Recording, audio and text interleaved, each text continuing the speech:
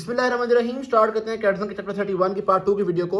इस पार्ट के अंदर हम लोग ओपियोइड्स के एक्यूट इफेक्ट्स को डिटेल से स्टडी करेंगे।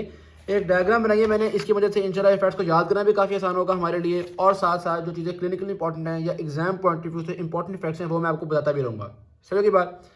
अच्छा, अब ये इफेक्ट्स अगर आपको अच्छे आ गए ना, तो इन्हीं इफेक्ट्स में से कुछ चीज़ें जो कि ओपियोइड्स के क्लिनिकल यूजेस में हम पढ़ेंगे पार्ट 3 की वीडियो में, और इसी में से कुछ चीज़ें जो कि ओपियोइड्स के टॉक्सिसिटी में आती हैं। ठीक है, तो ये एक्यूट इफेक्ट्स जो है काफ़ी इंपॉर्टेंट है। तो स्टार्ट करते हैं जी। एक तो बात मैंने आपको पहले बताई थी कि ओपियोइड के बारे में अगर आपको कोई इफेक्ट्स वगैरह नहीं भी याद हो रहे तो कम अज़ कम आप सीओपीडी याद कर लें। ठीक है, सीओपीडी क्या है? ओपियोइड्स कॉजेज कफ को ख़त्म करते हैं, पेन को ख़त्म करते हैं, डायरिया ख़त्म करते हैं। सही बात। तो ये तीन तो मेन चीज़ें हैं, पेन खत्म करते हैं, डायरिया खत्म करते हैं, कफ खत्म करते हैं। तो आप एक्यूट इफेक्ट के अंदर भी यही तीनों चीज़ें देखोगे, और भी चीज़ें देखोगे, लेकिन ये तीनों चीज़ें भी होंगी। तो एक तो ये नमूने हो गया, बाकी सारे ही इफेक्ट को याद करने के लिए ये डायग्राम है हमारे पास, तो इंशाल्लाह इसको भी हम देखते हैं डिटेल से। सबसे पहले आता है आपके पास एनाल्जेसिया। एनाल्जेसिया का मतलब क्या है? पेन की सेंसेशन को ख़त्म करना। सही होगी बात। तो रिलीफ फ्रॉम एक्यूट पेन, और ये सबसे पावरफुल पेन किलर्स हैं। सही है। पहले हम लोग ये एनसेड्स वगैरह दे देते हैं और इस तरह के पेन किलर्स यूज़ कर रहे होते हैं, ब्रूफेन और इस तरह की चीज़ें, लेकिन जब बहुत ज़्यादा पेन हो, कैंसर वगैरह और इस तरह की चीज़ों में, तब जाके हम ओपियोइड देना शुरू करते हैं। और ओपियोइड भी फर्दर आपको पता है ना, कुछ ओपियोइड बहुत स्ट्रॉन्ग एनाल्जेसिक्स होते हैं, कुछ थोड़े मॉडरेट होते हैं, कुछ वीक होते हैं।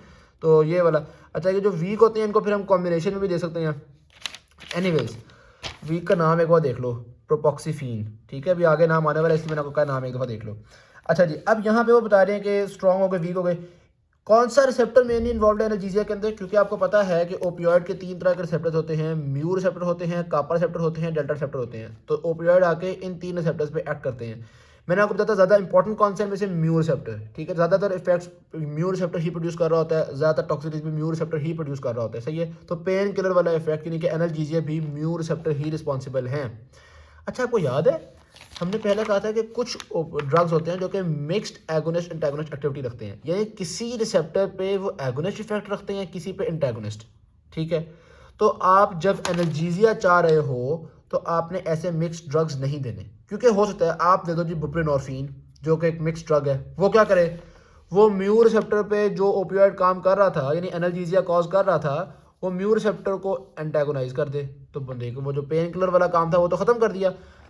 कापा पे डेल्टा पे एगोनिस्ट ही हो, लेकिन म्यू रिसेप्टर जो पेन किलर वाला एक्शन कर पा रहा था वो खत्म कर दे। ठीक है, तो इसलिए जब आप एनाल्जेसिया चाह रहे हो तो साथ में ऐसे मिक्स्ड ड्रग्स ना दो।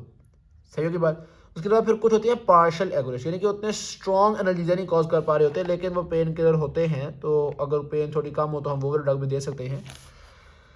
अच्छा जी, जैसा कि ये कोडीन हो गया, हाइड्रोकोडोन हो गया, और ये जो पार्शियल एगोनिस्ट हैं ये अक्सर कॉम्बिनेशन के अंदर भी पाए जाते हैं। ठीक है, हमें यानी कैसी मेडिसिन होती है जिसके अंदर पार्शियल एगोनिस्ट और एनसेड इस तरह से होता है, और वीक एगोनिस्ट का भी कॉम्बिनेशन होता है। मैंने कहा था ना प्रोपोक्सीफीन, तो ये उन्होंने लिखा है वीक एगोनिस्ट प्रोपोक्सीफीन का combination with acetaminophen is available. सही होगी बात। तो इसमें बस ये बातें ज़रा ध्यान में रखना, म्यू रिसेप्टर जो है ना वो ज़रा इंपॉर्टेंट है। यार म्यू को मैं आपको बताऊँ, वैसे अगर आपको एक एमसीक्यू आया है उसमें ये तीन रिसेप्टर लिखे हैं, एक दो और भी उन्होंने खुद से बना दिए, अल्फा रिसेप्टर भी, बीटा रिसेप्टर भी बना दिए उन्होंने, और आपको समझ आ रहा कौन सा आंसर है, तो ना म्यू आंसर लगा देना, ज़्यादातर ठीक हो जाएगा। ठीक है, सिर्फ अगर टॉलरेंस वगैरह का जिक्र होता है तो डेल्टा होता है, वरना रेयर ही कोई होगा या कापा डेल्टा हो, अमूमन आंसर म्यू ही होगा। सही होगी बात। तो टॉलरेंस बड़ा देर में रख देना, डेल्टा की वजह से हो रही होती है। एनीवेज, अब आगे चलते हैं। जनाब वाली नेक्स्ट इफेक्ट है सेडेशन एंड यूफोरिया। इसकी वजह से इंसान को नींद सी आ रही है, जिसको हम सेडेशन कह रहे हैं, और ख़ास तौर पे अगर कोई और ड्रग ऐसा लिया हुआ जो कि सीरियस डिप्रेसेंट है, कोई अल्कोहल वगैरह ले रहा है या कोई बेंजोडाइज़ेपिन वगैरह ले रहा है, उसके साथ अगर ओपियोइड लेंगे तो ओपियोइड्स का एक एडिटिव एक्शन होगा। सही के बाद ये मजीद सेडेशन वगैरह कॉज करेगा, क्योंकि सीनस के अंदर जा रहा है, सीनस पेनिट्रेशन है इसकी, तो सारी बात है ये वाले काम करेगा।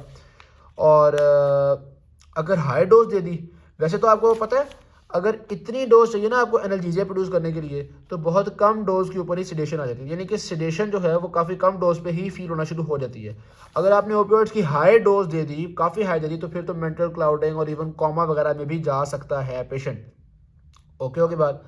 उसके अलावा कुछ पेशेंट जो होते हैं वो यूफोरिया यानी कि खुशी फील करते हैं, और कुछ उसका ऑपोजिट डिसफोरिया भी फील करते हैं, अमूमन कापा रिसेप्टर की वजह से, ये जो है ना कापा वगैरह की वजह से, लेकिन ये बात इतनी इंपॉर्टेंट नहीं है। नेक्स्ट आता है आपके पास रेस्पिरेटरी डिप्रेशन। रेस्पिरेटरी डिप्रेशन की बड़ी मज़े की इंटरेस्टिंग सी बात है। देखो, आपके ब्रेन में एक रेस्पिरेटरी सेंटर होता है, जैसे ही बॉडी सांस कम लेती है, बॉडी के अंदर कार्बन डाइऑक्साइड जमा होना शुरू होती है, क्योंकि ज़ाहिर बात है सांस के थ्रू कार्बन डाइऑक्साइड निकालनी होती है ना। अब अगर सांस कम लोगे तो बॉडी के अंदर कार्बन डाइऑक्साइड जमा होगी। जब ये कार्बन डाइऑक्साइड ब्रेन तक पहुंचती है, रेस्पिरेटरी सेंटर सेंस करता है तो वो ब्रीदिंग रेट बढ़ा देता है। ओपियोइड ने रेस्पिरेटरी सेंटर को भी नशे ही कर दिया रेस्पिरेटरी सेंटर भी किसी नशे में है, वो सही से काम नहीं कर पा रहा। उसकी वजह से क्या होगा, ब्रीदिंग इंसान इतनी सही से नहीं कर पाएगा, बॉडी के अंदर कार्बन डाइऑक्साइड जमा होना शुरू हो जाएगी। जब कार्बन डाइऑक्साइड ज़्यादा आपके ब्रेन तक पहुंच रही है तो ब्रेन कहता है यार ये क्या बात है, ये तो कार्बन, मुझे तो मज़ीद ब्लड की ज़रूरत है, ये तो कार्बन डाइऑक्साइड आ रही है, ऑक्सीजन थोड़ी आ रही है। तो वो अपनी ब्लड वेसल्स को वेज़ोडायलेट कर लेगा, जिसकी वजह से ब्रेन का जो ब्लड फ्लो है वो इंक्रीज़ कर जाएगा। ठीक है, ब्रेन, अब बॉडी भी परेशान सी है कि यार पता नहीं कार्बन डाइऑक्साइड बढ़ गई है तो क्या करें हम, हर तरफ वेज़ोडाइलेशन। लेकिन चूँकि ब्रेन नखरे वाला होता है तो ब्रेन को प्रेफरेंस दी जाएगी, फ़ौरन ब्रेन की तरफ ब्लड सप्लाई बढ़ा दी जाएगी। अब ब्रेन की तरफ जब ज़्यादा ब्लड जाएगा तो जाहिर बात है अगर इस बंदे में कोई और मसला चल रहा है, ब्रेन में कोई हैमरेज है, इंजरी हुई है, कोई इस तरह की चीज़ चल रही है, तो ये इंक्रीज़ ऑफ इंट्राक्रेनियल प्रेशर ख़तरनाक हो सकता है। सही है, तो ब्रेन हैमरेज वगैरह में ओपियोइड्स देने से गुरेज कीजिए। ये लिखा हुआ है उन्होंने, opioid analgesics are relatively contraindicated in patients with head injuries. Okay हो गई बात, समझ आ गई। ऑलराइट, नेक्स्ट चलो जी, एंटी ट्यूसिव एक्शन। आपके ब्रेन के अंदर कफ रिफ्लेक्स के लिए जो हिस्सा होता है उसको भी भाई इसने नशे कर दिया है। ठीक है, तो कफ भी अब इंसान को काम आ रही है। खैर इतना सही मैकेनिज्म हमें नहीं पता, लेकिन काफ़ी थोड़ी डोज चाहिए होती है हमें ओपियोइड्स की एंटी ट्यूसिव एक्शन के लिए, कफ को कंट्रोल करने के लिए। ओके हो गया। उसके अलावा जो वॉमिटिंग सेंटर और नोजिया सेंटर है उसको ये ट्रिगर कर रहा है, वहाँ पे जाके इसने जनाबे वाली कुछ करता है और बंदे को वॉमिटिंग ज़्यादा होती है, नोजिया ज़्यादा होता है, ख़ास तौर पे मोशन में यानी कि मूवमेंट से उसको ज़्यादा वॉमिटिंग वगैरह होना शुरू हो जाती है। सिर्फ इतने ही गैस्ट्रोइंटेस्टाइनल इफेक्ट्स नहीं कॉज कर रहा, मुंह से चीज़ें निकाल रहा है और नीचे से चीज़ें निकालने को रोक रहा है। समझ में आ गई बात। तो एक तरफ नोजिया वॉमिटिंग कॉज कर रहा है, दूसरी तरफ ये कॉन्स्टिपेशन कॉज कर रहा है। सही। अब अगर हम मैकेनिज्म की तरफ जाएं तो बेसिकली हमारा जो जीआईटी होता है उसके अंदर आपको पता है एंटेरिक नर्वस सिस्टम होता है। उस एंटेरिक नर्वस सिस्टम के अंदर भी ओपियोइड रिसेप्टर्स हैं। जब वहाँ पे ओपियोइड जाके एक्ट करते हैं तो पेरिस्टालसिस कह लो या जो कॉन्ट्रैक्शंस हैं आपकी जीआईटी की वो कम हो जाती हैं। अब जीआईटी की कॉन्ट्रैक्शंस ही नहीं होंगी तो जो बोलस ऑफ फूड है या जो हमारे पास डाइजेस्टेड फूड है वो एनएस तक जाएगा ही नहीं, एज अ रिजल्ट कॉन्स्टिपेशन हो जाएगी। सही है। अच्छा, डायरिया में आपको पता है कि बहुत ज़्यादा मूवमेंट्स हो रही होती हैं, बहुत ज़्यादा कॉन्ट्रैक्शंस हो रही होती हैं। ठीक है, जिसकी वजह से बहुत ज़्यादा स्टूल पास कर रहा होता है बंदा, या बहुत लिक्विड स्टूल पास कर रहा होता है, वाटर एब्जॉर्प्शन करने का टाइम नहीं मिल रहा होता। तो डायरिया वाले पेशेंट में अगर हम ओपियोइड्स दें तो ये डायरिया को कंट्रोल करने का काम आ सकता है। तो वो do use opioids as antidiarrheal drugs also. सही है, नॉर्मल वाले में कॉन्स्टिपेशन कर देगा तो एंटी डायरिया वाले को ठीक कर देगा। सही होगी ना बात।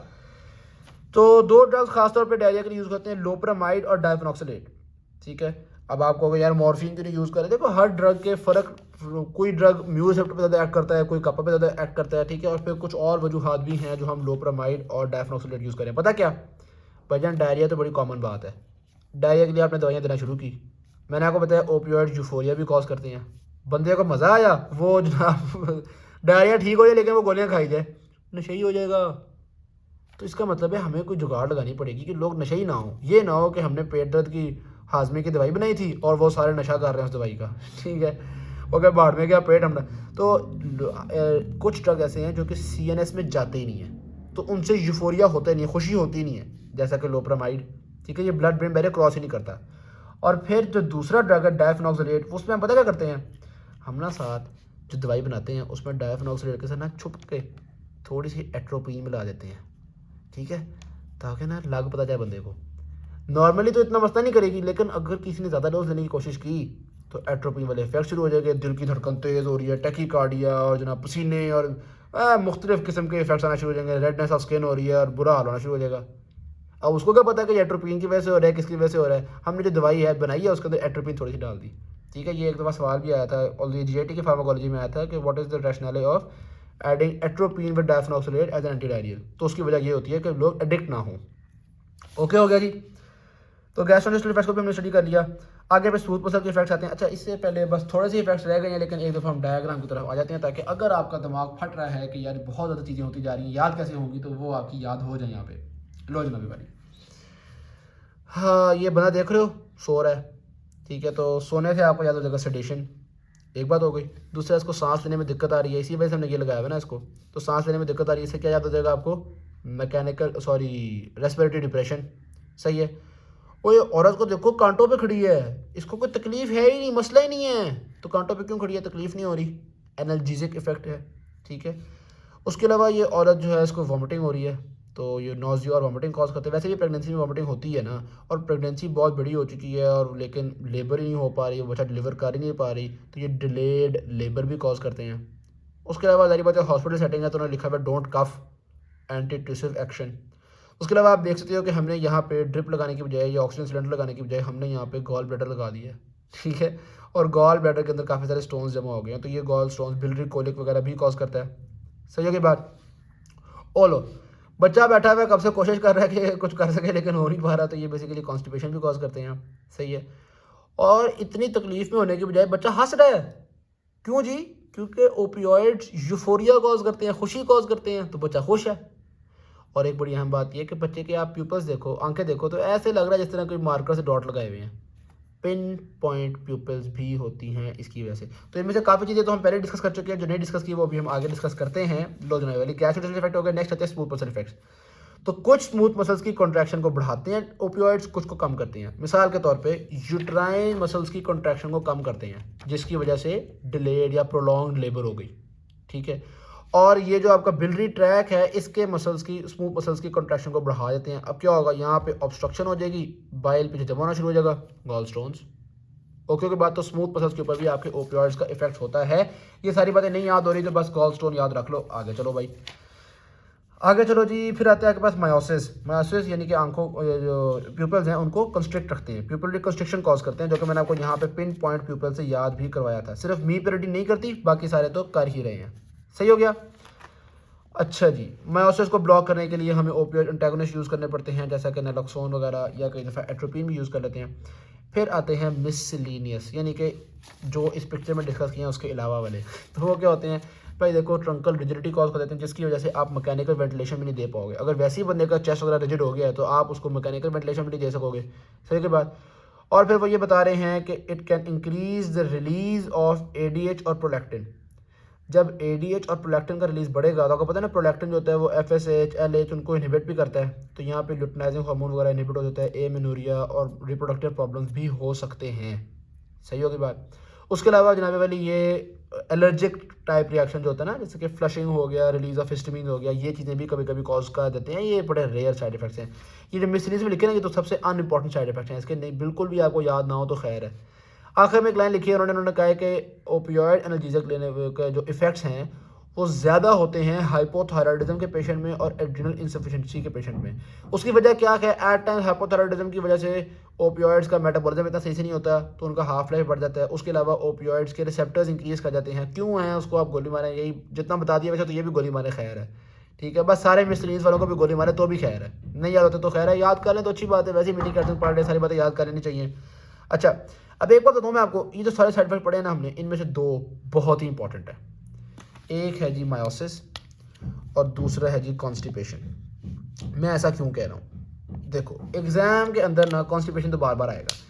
आगे पार्ट 3 की वीडियो हम देखेंगे कि ज़्यादातर इफेक्ट से टॉलरेंस डेवलप हो जाती है, लेकिन इन दो से, मायोसिस और कॉन्स्टिपेशन, इन दो से टॉलरेंस डेवलप नहीं होती। तो काफ़ी देर का बंदा एडिक्ट होगा, उसके अंदर भी कॉन्स्टिपेशन का मसला चल रहा होगा, ठीक है। तो अक्सर सिनेरियो के अंदर कॉन्स्टिपेशन का साइड इफेक्ट दिया जाता है जब वो ओपियोइड टॉक्सिटी या ओपियोइड यूज़र का आपको बताना चाह रहे होते हैं, ठीक है। और जो मायोसिस है ये भी इंपॉर्टेंट है, लेकिन इसकी एक खास क्लिनिकल इंपॉर्टेंस है। वो क्या यार, देखो जब एक बंदा होता है ना पॉइजनिंग का, इमरजेंसी में आता है, ठीक है, कि डॉक्टर साहब देखे इसने पता नहीं कौन सी गोलियां खा लिया, हाय मेरा बच्चा ये वो। अब पेशेंट बेहोश है, आपको क्या पता है कि उसको कॉन्स्टिपेशन है या नहीं है, उसके स्मूथ मसल कैसे हैं, गॉल स्टोन्स कैसे हैं, इन बातों का तो पता नहीं है आपको।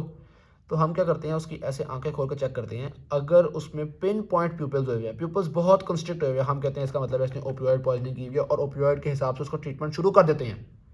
क्योंकि टाइम नहीं है ना हमारे पास, हम क्या ब्लड टेस्ट करें और ये वो चीज़ें करें। हमने डिसाइड करना है कि यार ये कोई वेजो डायलेटर वगैरह खाया हुआ है, सॉरी प्यूपिल का डायलेटर है, मिड्रियाटिक वगैरह खाया हुआ है या दूसरा खाया हुआ है, कि हम ऑपोजिट ट्रीटमेंट ना कर दें। तो बस हम ये चेक करते हैं, और अमूमन जब पिन पॉइंट प्यूपल्स होते हैं तो वो ओपियोइड पॉइजनिंग का ही पेशेंट होता है। सही बात। तो ये पिन पॉइंट प्यूपल बहुत ही इंपॉर्टेंट, क्लिनिकली बहुत ही इंपॉर्टेंट चीज़ है ओपियोइड पॉइजनिंग की। सही हो गया। तो इनमें ज़्यादा इंपॉर्टेंट कौन कौन से इफेक्ट्स थे आपको पता चला कॉन्स्टिपेशन माउसेज इंपॉर्टेंट है और क्लिनिकली यूज़ के हिसाब से एनाल्जीसिया और एंटी डायरियल वगैरह होते हैं, तो ये भी आपके पास इंपॉर्टेंट बातें थी। बाकी देख लें, ये सिडेशन तो आसान या रेस्पिरेटरी डिप्रेशन थोड़ा सा याद कर लें, बस इसमें ये याद रख लें कि कॉन्ट्राइंडिकेटेड है हेड इंजरीज में, ठीक है। बाकी याद हो गए 100 बिस्मिल्लाह, ना हो तो खैर है। थैंक यू भाई, वीडियो अच्छी लगी शेयर कीजिएगा, चैनल को सब्सक्राइब कीजिएगा। अल्लाह हाफिज़।